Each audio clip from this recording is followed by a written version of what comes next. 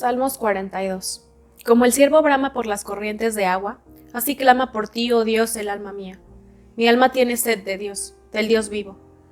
¿Cuándo vendré y me presentaré delante de Dios? Fueron mis lágrimas mi pan de día y de noche, mientras me dicen todos los días: ¿dónde está tu Dios? Me acuerdo de estas cosas y derramo mi alma dentro de mí, de cómo yo fui con la multitud y la conduje hasta la casa de Dios, entre voces de alegría y de alabanza del pueblo en fiesta.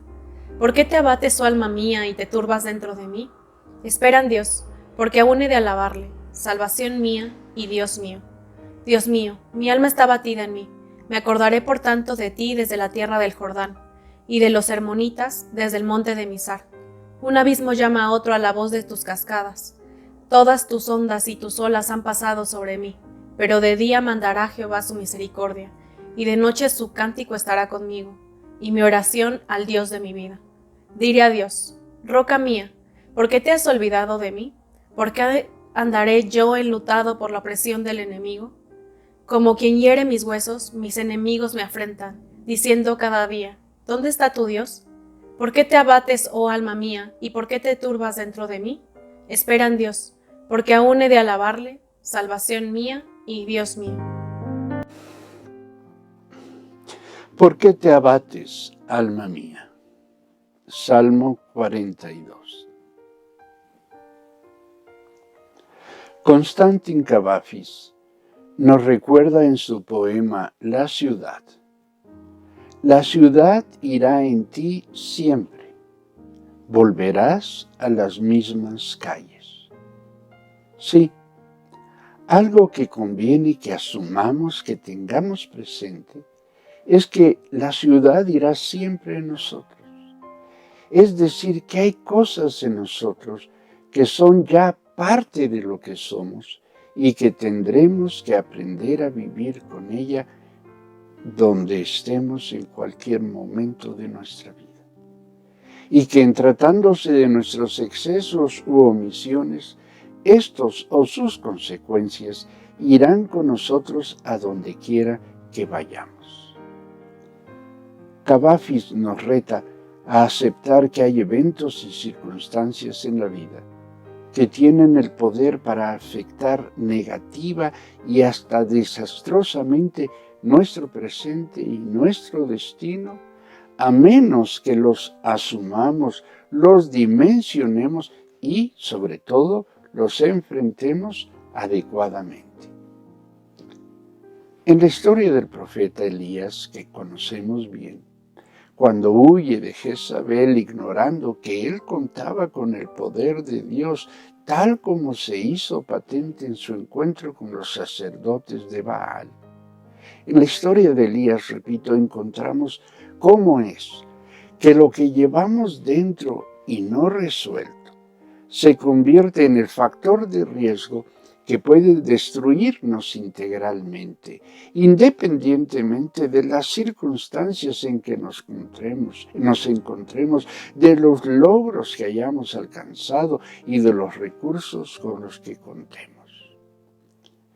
Eso que siempre irá con nosotros puede ser tanto un evento, una experiencia, una manera de pensar aprendida, un modelo de relacionarnos con los otros, la forma en la que nos relacionamos personalmente, familiar, socialmente, etc. Algo de esto que haya afectado nuestra vida de manera significativa. Y aunque ya ha quedado atrás en el tiempo, sigue afectando nuestro aquí y nuestro ahora. Un enfoque psicológico del tema nos dice que toda pérdida produce un duelo, mismo que de no ser atendido adecuada y oportunamente, seguirá afectando traumáticamente a quien lo padece, con consecuencias colaterales significativas para él y para los suyos y aún para quienes están a su alrededor. Elías también nos permite comprobar que en la atención de nuestros duelos no resulta suficiente una mera aproximación psicológica o humanista. En la experiencia de Elías se hace presente la que podemos identificar como una dimensión espiritual del conflicto, que necesita ser atendida con los recursos espirituales propios del creyente. Esta dimensión espiritual tiene que ver con lo que nuestro Señor Jesucristo estableciera en Juan 10:10, cuando dijo, refiriéndose a la obra del diablo: el propósito del ladrón es robar y matar y destruir. No solo robar, no solo matar, sino robar, matar y destruir. La Biblia se dedica de manera reiterada a advertirnos lo que Satanás quiere que ignoremos, lo que quiere que no tengamos en cuenta. Quiere que no creamos que el diablo existe, que no creamos que tiene un propósito y que siempre está procurando cumplir con el mismo. Y que este propósito diabólico es nuestra destrucción total. Es decir, no solo que suframos, que lamentemos esto o aquello, sino que perdamos nuestra comunión eterna con Dios. Nuestra condición de creyentes, nuestra salvación, aún nuestra fe, no detienen el propósito, la intención satánica. El diablo no renuncia nunca a poseer, a recuperar nuestra alma. Ello explica la necesidad de que nos revistamos de Cristo con la armadura de la fe, a fin de que podamos mantenernos firmes contra las estrategias del diablo. Una de tales estrategias tiene que ver con el sobredimensionamiento en el momento actual de lo sucedido en nuestro pasado. Como Elías, quien en su huida de Jezabel tuvo diversas manifestaciones del poder de Dios y del acompañamiento del Señor. Pero aún a la puerta de la cueva y siendo testigo de manifestaciones extraordinarias de la presencia, del poder y del interés de Dios en él, Elías siguió aferrado a lo que le había sucedido, al miedo que tenía de Jezabel, a sus amenazas y a cómo se había sentido en los momentos en que su fe e integridad estuvieron a prueba por el actuar de Jezabel. Habló de la persecución que sufría, pero nunca hizo referencia alguna de manera agradecida a lo sucedido con los sacerdotes de Baal. En distintos momentos he dicho algo que puede resultar chocante para muchos, que Satanás está detrás del sobredimensionamiento que acostumbramos a hacer en el momento actual de lo que nos ha sucedido en el pasado.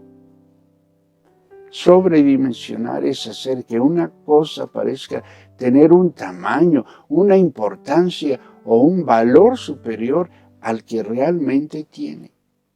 De entrada, esta es una estrategia satánica que requiere que hagamos un acercamiento parcializado a los eventos, las circunstancias y los procesos relacionales que vivimos en el pasado.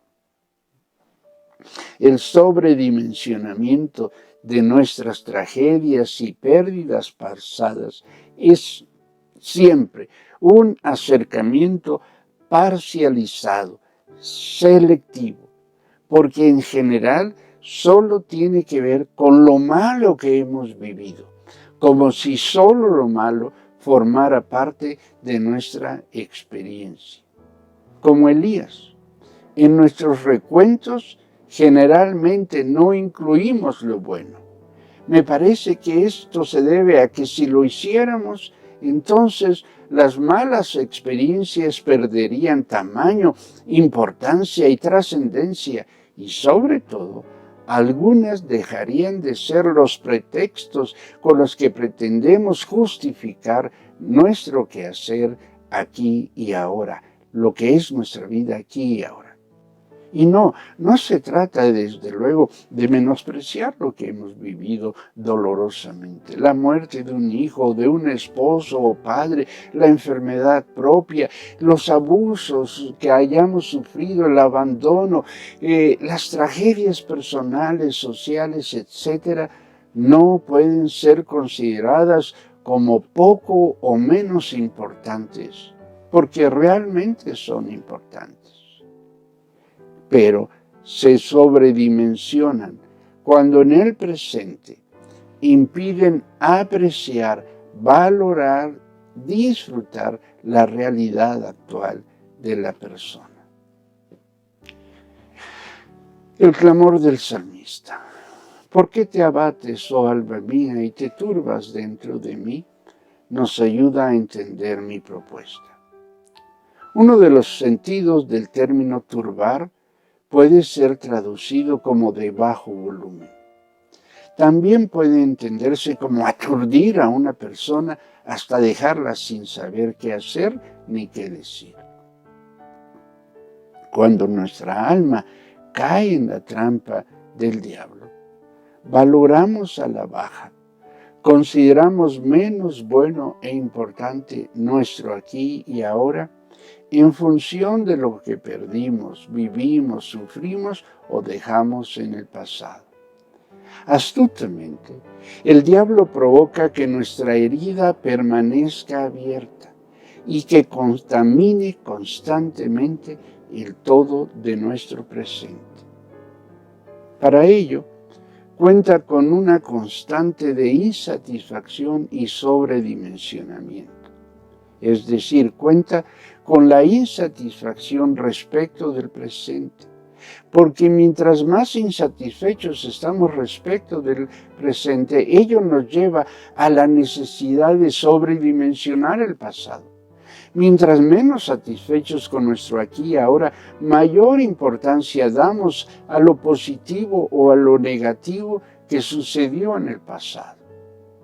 Lo reconstruimos y lo recordamos, pretendiendo que en el pasado se encuentran los mejores días, nuestros mejores momentos y las mejores experiencias de nuestra vida. Así que si el pasado fue lo mejor, nada del presente puede compensar de la pérdida de lo que ya se fue.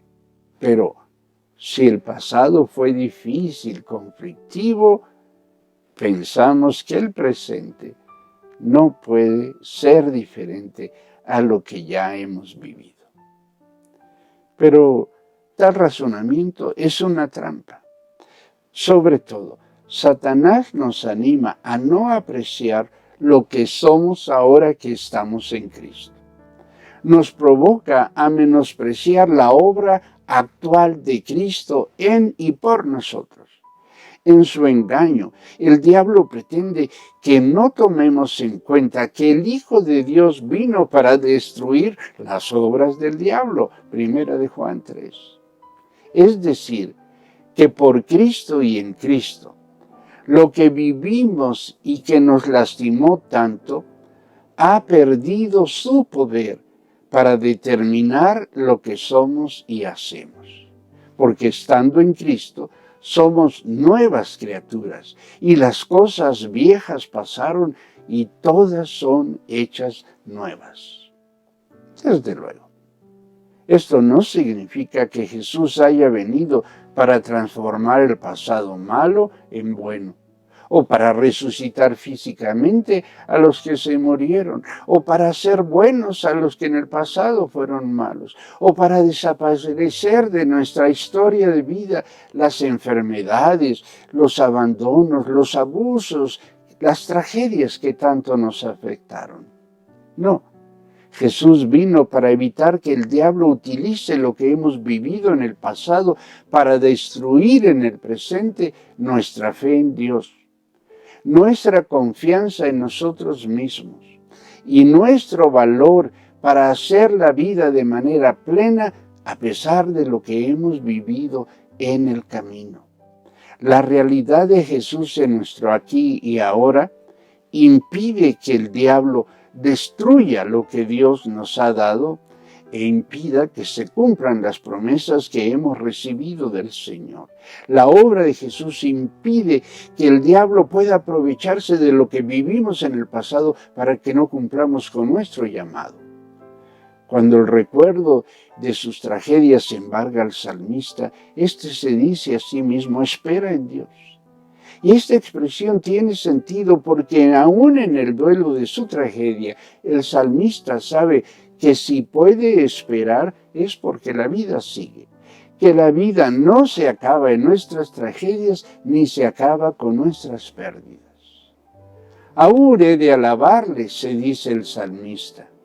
Así que el salmista no solo sabe que la vida sigue, sino que en lo que viene habrá bendición, que siempre existirán razones para alabar a Dios, que siempre habrá motivos para gozar la vida. Todo ello porque, dice el salmista, Dios es salvación mía.